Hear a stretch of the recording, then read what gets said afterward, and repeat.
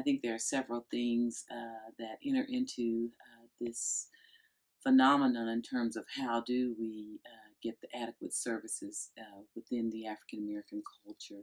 And one of the ways that we do this is we look to see what substance abuse, what mental illness has played in the heritage of our people, and where were those avenues to get stress relief from that.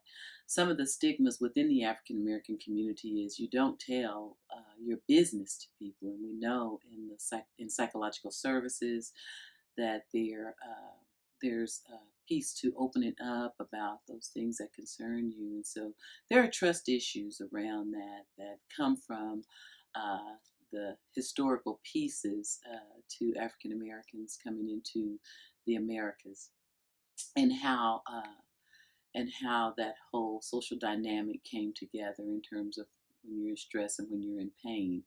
We know that there is a huge part that religion plays in African American emotional health.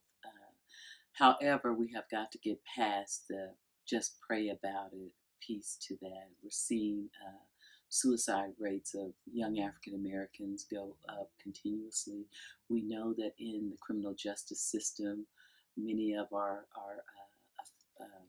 prisoners are African American, and there's a grave need. They're at higher risk of having mental health issues. And can counselors really identify with the cultural issues of being African American in America and be able to talk about things like racial battle fatigue, to be able to understand what a healthy racial self concept is for African Americans, to be able to understand the whole dual identity of African Americans. I think W.B. Du Bois said it best when he talked about the dual identity, not wanting to Africanize America and not wanting to Americanize Africa, just wanting to be an African American and have those same opportunities that those in America have without those doors being closed in your face.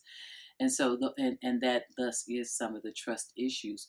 We also see that the higher the education level, the more African Americans, higher education and socioeconomic. So there's social capital, there's also the education level of African Americans, and so there may be some reasons, or those individuals have a higher success rate in seeking counseling and doing well in counseling.